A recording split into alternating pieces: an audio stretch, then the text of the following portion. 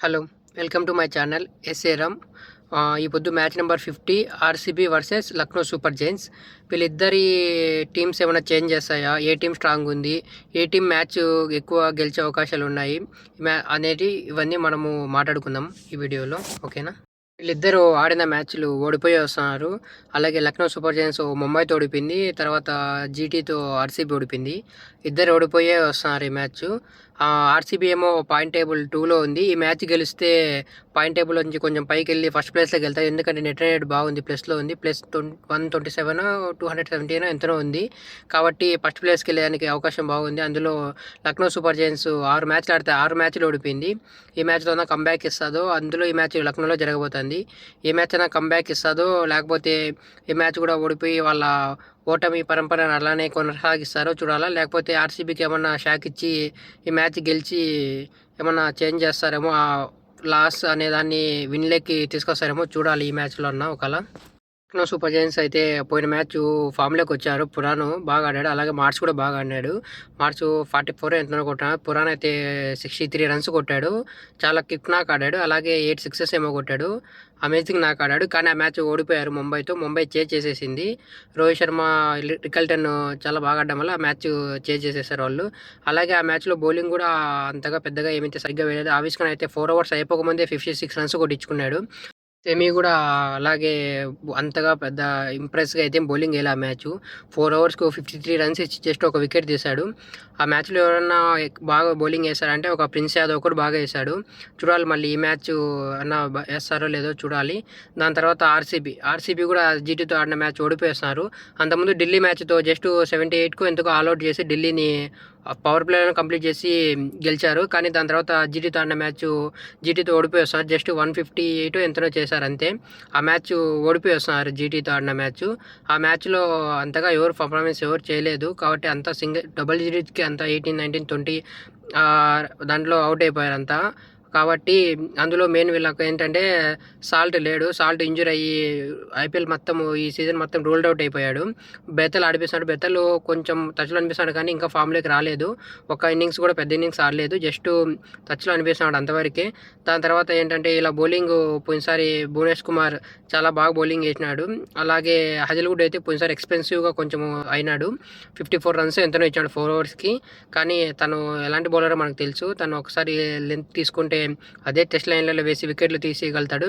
ఆ ఒక మ్యాచ్ కొంచెం ఎక్స్‌పెన్సివ్‌గా ప్రూవ్ అయినాడు. అంతే. భువనేష్ కుమార్ అయితే చాలా బాగా ఏశాడు. 3 వికెట్లు తీశాడు. జస్ట్ 28 రన్స్ ఇచ్చాడు. ఈ మ్యాచ్ కూడా భువనేష్ కుమార్, హజిల్‌వుడ్ వీళ్ళిద్దరూ బాగా బౌలింగ్ ఏస్తే టాప్ ఆర్డర్ వాళ్ళు కూడా జస్ట్ ఇప్పుడు పురాన్ అందు కొంచెం ఫామ్‌లోకి వచ్చున్నాడు కాబట్టి మార్క్స్ తర్వాత కొంచెం ఫామ్‌లో ఉన్నాడు. వాళ్ళ వికెట్స్ ఇస్తే గెలిచే అవకాశాలు చాలా ఎక్కువ ఉంటాయి. వీళ్ళిద్దరూ టోటల్ 7 మ్యాచెస్ ఆడితే 7 మ్యాచెస్‌లో 5 మ్యాచెస్ ఆర్‌సీబీ గెలిచింది. Lucknow super giants just 2 match మాత్రమే గెలిచింది. లాస్ట్ 2 ఇయర్స్‌గా చూసుకున్న లాస్ట్ 5 మ్యాచెస్‌లో కూడా బెంగుళూరు 3 మ్యాచెస్ గెలిచింది. Lucknow super giants just 2 matches గెలిచింది. ఈ మ్యాచ్‌లో కూడా నాకు తెలిసి ఎక్కువ గెలిచే అవకాశాలు ఆర్‌సీబీకే ఉంటాయి. అలాగే కానీ చెప్పలేము. ఎందుకంటే నథింగ్ లూజ్. అంటే ఇప్పుడు గెలిచినా అంత ఇంపార్టెంట్ లేనప్పుడు వాళ్ళ బెస్ట్ పర్ఫార్మెన్స్ బయటకొస్తది కదా! అంటే గెలిచినా ఇంకేం కాదు, ఓడిపోయినా ఏం కాదు, ఇన్నే ఓడిపోయాము ఇంకేముంది అని ఒకవేళ అందులో నికోలస్ పురాన్ ఫామ్‌లోకి వచ్చాడు. మార్క్స్ కూడా కొంచెం టచ్‌లో ఉన్నాడు కదా! అలా ఏమన్నా తెగించి ఒకవేళ తర్వాత ఛాన్స్ తీసుకొని ఎక్కువ అని అనుకోని ఏమన్నా ఒకవేళ ఆడితే బెంగుళూరుకి కొంచెం ఇబ్బంది కలగచ్చు. కానీ బెంగుళూరు బౌలింగ్ బాగుంది, బ్యాటింగ్ బాగుంది కాబట్టి అంతకేం అనిపించదు. Virat Kohli main important. ఒకవేళ చేజింగ్ చేసేటప్పుడైతే విరాట్ కోహ్లీ చాలా important. Virat Kohli wicket. Virat Kohli wicket ఉన్నంత సేపు ఏం కాదు. విరాట్ కోహ్లీ ఎందుకంటే చేజ్ ఎలా కంప్లీట్ చేయగలుగుతాడో మనకు తెలుసు. తను జస్ట్ ఊరికనే అనలేదు చేజ్ మాస్టర్ అని చెప్పి.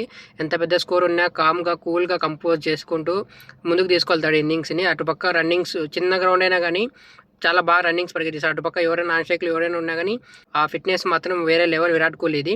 అటుపక్క యంగ్ స్టార్ ఉన్నా గానీ ఆ రన్నింగ్ బిట్వీన్స్ విరాట్ కోహ్లీతో మధ్యలో పరిగెత్తాలంటే చానా కష్టపడతాడు. ఎందుకంటే విరాట్ కోహ్లీ సింగిల్స్‌ని టూస్‌కి కన్వర్ట్ చేయగలుగుతాడు.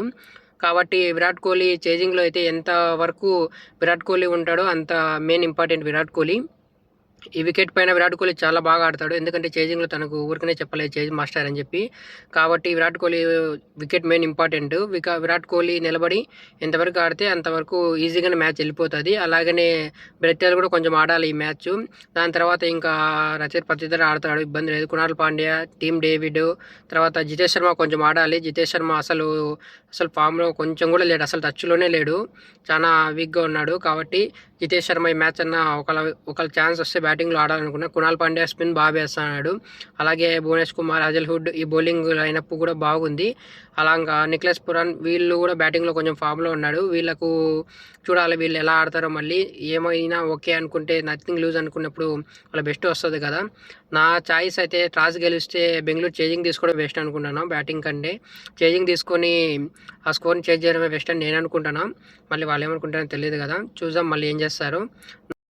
ఈ మ్యాచ్అప్స్ చాలా బాగుంటాయి. విరాట్ కోహ్లీ వర్సెస్ మొహమ్మద్ షమి, అలాగే రిషబ్ పంత్ వర్సెస్ కునాల్ పాండ్యా, దాని తర్వాత హజల్వుడ్ వర్సెస్ జాస్ ఇంగ్లీష్, అలాగే భువనేష్ కుమార్ వర్సెస్ మార్ష్, తర్వాత నిక్లెస్ పురాన్ వర్సెస్ స్పిన్నర్స్.